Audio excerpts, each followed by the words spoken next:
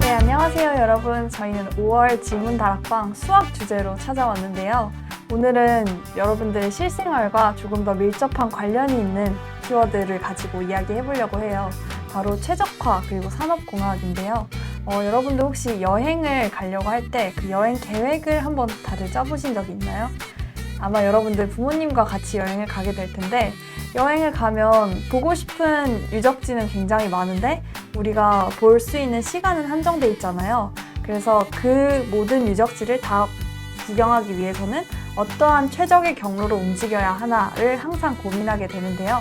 이런 여행에서의 부분들이 산업에도 적용이 돼서 이런 부분들이 이제 우리의 지금 실생활 그리고 산업계에 굉장히 많이 쓰이고 있어요. 그래서 오늘은 이 최적화를 주제로 수학 멘토님과 함께 이야기 나눠보도록 할게요. 안녕하세요. 네, 안녕하세요. 이번 주제는 이제 사실 제가 지금 다니는 과랑도 관련이 있는데 약간 최적화, 제가 하고 있는 주제거든요. 그리고 요즘 들어 가장 약간 핫한 분야 아닌가 해서 이런 쪽으로 한번 설명을 하면 좋겠다 해서 한번 가져와 봤습니다. 카이스트 질문다락방. 그리고 약간 산업공학이라 하면은 잘 무슨 뜻인지 몰라요, 처음 보면. 저도 아직 감은 잘 안 오는데 대략 그냥 현실에서 약간 산업에서 쓰는 공학은 이제 우리가 그냥 쓰는 수학, 과학 이런 지식들이라고 보면 되겠습니다.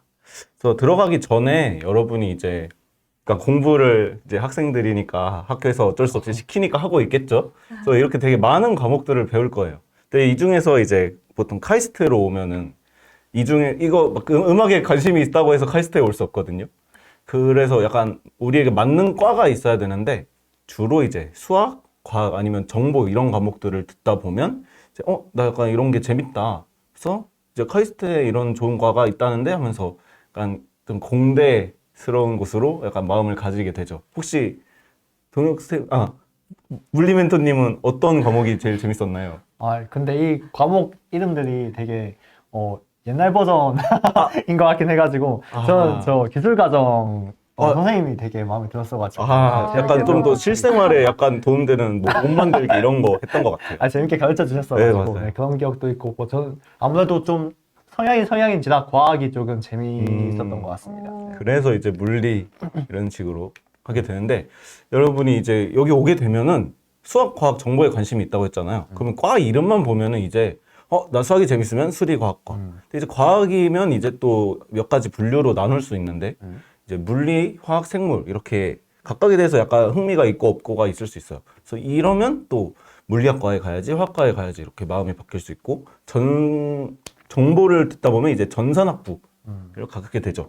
근데 그러면 이제 궁금한 게 생겨요. 이렇게 각 과목마다 이렇게 딱 맞는 과가 있는데 이렇게 나머지 과들이 엄청 많아요. 저희가 17개 이 정도 있는데 이름만 들으면 기계공학, 항공우주, 뭐 산업 디자인 있는데 그럼 여기는 누가 가는 데냐? 근데 이 중에서도 오늘은 약간 산업 및 시스템 공학과라는 곳에 대해서 얘기를 해보려고 합니다. 여기서 뭘 배우냐? 이제 좀 더 이제 수학, 물리를 관심 있어서 물리학과를 간 친구들은 정말 그냥 이론을 배워요. 근데 여기서 이제 실생활 문제를 활용한 위한 기술, 이건 사실 저희도 이론을 배우는데 이거를 저희는 더 중요하게 생각하는 건 이걸 수식으로 나타내고 이걸 실생활에 어떻게 적용을 시키느냐. 예를 들어서 여기서 뭐 스케줄링이라는 게 있잖아요. 단순한 뭐 어려운 얘기일 수도 있지만 그냥 단순하게 나한테 숙제가 여러 개 있을 때 어떤 순서로 숙제를 해야 내가 오늘 빨리 잘 수 있을까? 약간 이런 생각을 하면서 뭘 먼저 하지? 여러분 이렇게 생각하는 것도 스케줄링이라고 볼 수 있다. 혹시 뭐 다른 약간 예시 같은 거 생각하시는 거 있나요? 뭔가 방금 또 깨달은 게 이제 사실 실생활 문제를 해결하기 위한 것 분야가 있고 또 이제 순수 이론 분야가 있고 이렇게 딱 두 가지만 아닌다고 생각했는데 이제 실생활 문제를 해결하기 위한 기술에 포커싱을 한 게 있고 또 그 기술을 적용하는 방법까지도 더 한번 생각을 해야 된다는 게 그쵸. 저는 굉장히 새롭게 느껴지거든요. 물론 거기보다 약간 좀 원론적인 이론을 배우진 않지만 좀 더 실생활에 적용 가능한 공부를 한다. 네. 그 정도로 보면 될 것 같아요. 그래서 여기서 말하는 뭐 스케줄링 이런 걸 진짜 현업에서 어떻게 쓰느냐. 저 첫 번째 이미지 같은 경우에는 아마존 물류센터 이런 좀 되게 많은 창고, 저희 나라 같은 경우에는 뭐 배달 쿠폰 같은데 그랬는데 되게 복잡한 이런 물류센터가 있고 여기서 사람들이 주문 들어오면 막 꺼내고 배송하고 해야 되잖아요. 이런 걸 할 때 로봇을 쓰기도 해요. 음. 아마존 같은 경우에 로봇을 쓰는데 여기서 그러면 어떻게 상호공학을 쓰냐? 이제 로봇이 알아서 어떤 짐을 가져오고 놓고 빼서 다시 제자리에 놓고 이런 작업을 하게 돼요. 근데 그러면 당연히 오래 걸리면 이제 비효율적이겠죠. 그래서 여러 짐을 갖고 와서 놓고 다시 가야 하는데 그러면 그걸 어떤 경로로 가서 뭐부터 꺼내고 이렇게 할 거냐 이런 문제. 혹은 이제 저희 뭐 우체국 아니면 뭐 택배 기사분들이 배달을 할 때 그런 경험 있을 거예요. 약간 오늘 몇 시부터 몇 시 사이에 배달이 됩니다.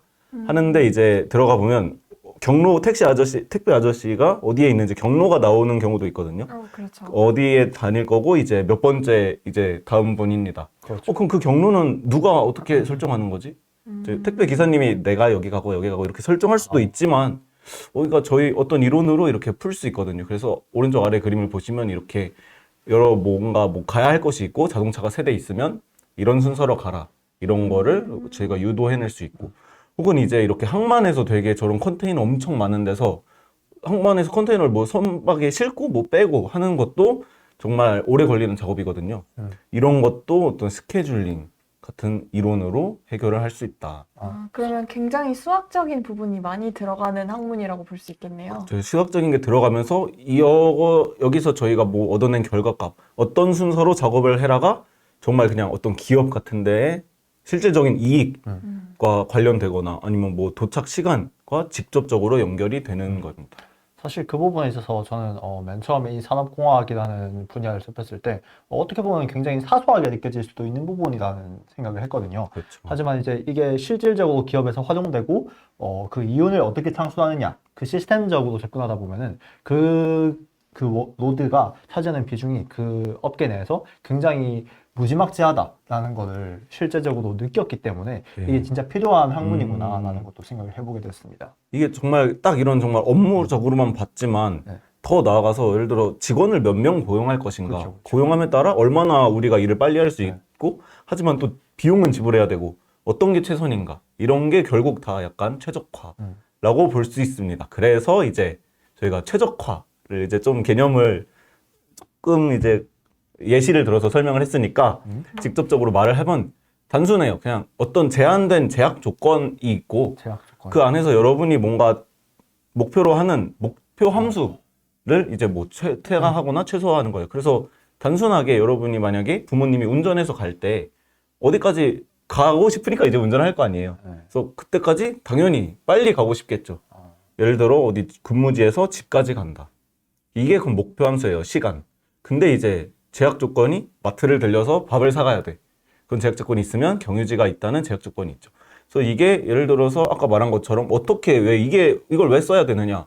뭐 가게를 하는 분들은 이제 이걸로 이득을 최대화하는 뭔가 문제를 만들 수도 있고 공공시설 운영하는 사람은 이걸로 뭔가 직접적인 뭔가 공공의 이익 그리고 이제 기업 같은 경우에는 뭐 끝나는 시간이나 뭐 지불해야 될 비용을 최소화하는 문제를 할 수 있다. 그래서 이제 저희가 너무 추상적으로만 얘기를 했으니까 직접 그냥 정말 여러분 바로 옆에 있는 실생활 문제를 하나 예시로 들어드릴게요. 제가 장을 보러 갔는데 맛있는 치킨이 보여서 이제 장을 봤더니 17,000원이 나왔어요. 제가 지금 현금으로밖에 지불을 할 수가 없는데 이렇게 뭐 여러 개 10,000원짜리, 5,000원짜리, 1,000원짜리부터 동전까지 있어요. 네. 어떻게 지불을 해야 될까? 그래서 일단 저한테 있는 건 이렇게 10,000원짜리 2개, 5,000원짜리 2개, 1,000원짜리 7개 이런 식으로 있어요. 그래서 이때 근데 목표로 하는 게 있을 거예요. 혹시 그러면 광 멘토님은 어떻게 지불하실 건가요? 사실 이제 이 부분은 어떻게 보면 경제적인 부분에서만 최적화가 되는 과정이잖아요. 네. 저는 그냥 10,000원짜리 2개 낼 것 같거든요, 사실. 아, 그럼 왜냐면 그게 효율적이니까. 그렇죠. 약간 내가 조금 내면 그렇죠. 되니까. 네, 계산하는 시간도 빠르고 하니까 이런 부분에서도 최적화가 또 필요하지 않을까. 아, 그것도 하나의 네. 요소가 될 수 있어요. 혹시 네. 질문 멘토님은요? 저는 반대로 동전은 지폐에 비해 굉장히 무겁잖아요. 그렇죠. 그래서 동전을 빨리 털어서 없애버리고 싶다는 마음에 500원과 100원을 먼저 사용한 뒤에 나머지 이제 지폐를 고민해서 낼 것 같아요. 그렇죠. 이렇게 시간을 고려할 수도 있고 이렇게 자기 들고 다닐 무게를 그렇죠. 최소화하고 싶을 수도 있잖아요. 그래서 이제 아까 말했던 목표 함수가 서로 다른 상황인 거죠. 그래서 일단은 뭐 몇 가지 예시를 들어볼게요. 5,000원짜리 2개, 1,000원짜리 4개랑 이제 동전에서 이제 거의 다 이렇게 써서 17,000원을 만들 수도 있고 네. 10,000원짜리랑 이제 1,000원짜리랑 동전 혹은 10,000원짜리, 5,000원짜리, 1,000원짜리 2개 이렇게 지폐로만 이렇게 낼 수 있어요. 근데 이 방법들이 다 다른데 왜 달라지냐? 이제 각자의 목표 함수가 달라지기 때문인데 이렇게 몇 가지 예시를 들어봤어요. 남는 동전의 수를 최소로 만들고 싶다.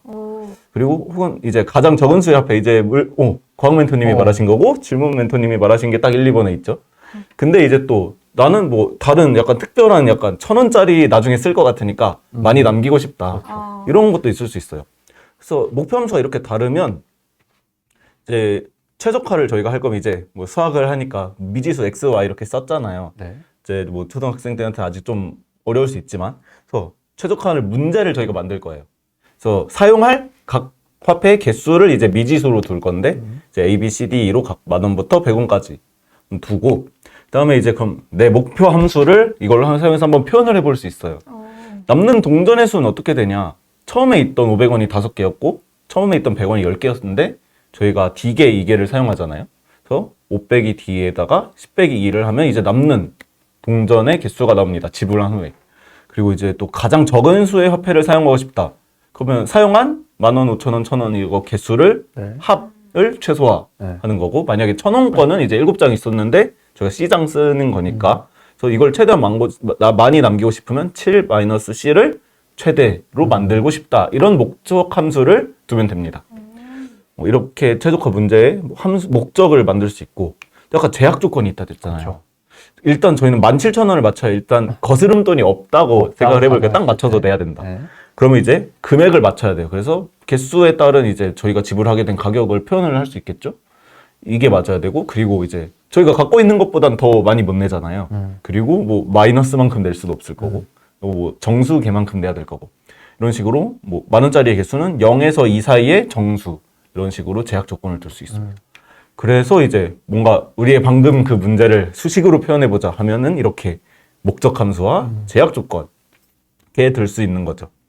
또 사실 이제 이거를 뭐 푸는 방법을 저희가 다루기에는 어려워요. 이거는 뭐 약간 좀 대학교 과정이기도 하고 하지만 약간 이런 식으로 문제를 만들 수 있다. 네. 만들었을 때 사실 이거는 여러분이 감으로 이미 약간 해답을 알잖아요. 그렇죠. 최소로 사용하는 방법 10,000원부터 이렇게 쓰고 이제 동전부터 이제 쓰면 동전 개수가 사라지고 이런 식으로 하는데 그래서 저는 이제 사용하는 개수를 최소화하고 싶었고 이때는 최적의 답은 이제 물리 멘토님, 과학 멘토님이 말하신 대로 이제 10,000원짜리 1개, 5,000원짜리 1개, 1,000원짜리 2개 이다를 이제 얻을 수 있습니다. 네. 그래서 저 약간 현실에 바로 가까이 있는 것도 사실 되게 최적화 문제고 사람마다 이제 생각이 다 다르죠. 저 같은 경우에도 똑같이 이제 동전의 개수를 아마 남는 걸 최소화하려고 할 겁니다. 동전 털기. 그렇죠. 동전을 많이 털죠. 카이스트 질문다락방. 그래서 이제 여러분이 이거 말고도 되게 많아요. 아까 말했던 것처럼 어떤 숙제를 먼저 할까? 네. 아니면 학교에 갈 때 어떤 길로 가야 제일 빠를까? 뭐 이런 게 있는데 한번 그런 상황을 하나 만들어 보고 그걸 약간 수식으로 표현만 해보자. 네. 푸는 거는 사실 약간 안 되거든요. 네. 그러니까 약간 프로그램을 써야 돼서 아직 중학교, 고등학교 레벨에선 조금 무리가 있을 수 있어요. 심지어 이건 변수가 굉장히 많은 상황이잖아요. 그렇죠. 네, 그리고 또 저는 공부할 때 이런 비슷한 문제를 접했던 게 이제 저거는 등식이지만 부등식 상황에서 어떤 1차 함수 2개의 막 교점을 구하고 그 교점을 활용해가지고 어떤 조건 하에서 해답을 구하는 그런 공부를 많이 했던 것 같거든요. 근데 그게 굉장히 어려웠어요. 이렇게 이제 수학 멘토님의 말씀을 들어보니까 뭐 실생활에 가까운 문제여서 그런지 모르겠지만 좀 그래도 많이 쉽게 느껴진다라는 생각이 들긴 하네요. 네, 그래서 한번 여러분이 이제 이런 문제, 최적화 문제가 우리 생활에 뭐가 숨어 있는지 네. 한번 생각해보고 이거를 한번 수식으로 나타내보는 질문을 이번에 올려보면 좋을 것 같습니다. 카이스트 질문다락방. 네, 그래서 5월 달에 이제 여러분들과 함께 최적화 산업공학과 관련된 주제로 이야기를 해봤는데요. 실제 저도 학생들을 많이 가르치고 있지만 학생들이 수학 이걸 도대체 배워서 어떻게 쓰길래 저희가 지금 이런 공부를 해야 되냐라고 질문하는 학생들이 굉장히 많아요. 근데 이 질문은 이제 저도 학창 시절 때 동일하게 느꼈던 건데 대학교 와서 이렇게 최적화 문제들을 풀고 나니까 뭔가 조금 더 어려운 상황에서도 이 완벽하게 최적화를 하기 위해서는 이런 수학적 지식들이 많이 필요하구나 라는 걸 느꼈고 또 오늘 여러분들께 소개해드린 이런 질문들도 여러분들이 정말 수학적이지 않을 것 같다고 생각했던 부분이 수학적인 부분으로 해결이 되는 경우잖아요. 그래서 여러분들이 이제 수학 공부하실 때도 이게 언젠가는 나의 공부와 실생활에 쓰일 문제라고 생각하시고 접근하시면 좋을 것 같아요. 그리고 오늘 나왔던 이 주제 토대로 해서 여러분들이 수준 높은 질문을 질문 다락방 홈페이지에 작성해 주시면 좋을 것 같습니다. 네, 그럼 오늘 5월 영상 여기서 마치도록 하고요. 저희는 6월에 다시 돌아오도록 하겠습니다. 감사합니다. 여러분 안녕. 안녕. 안녕.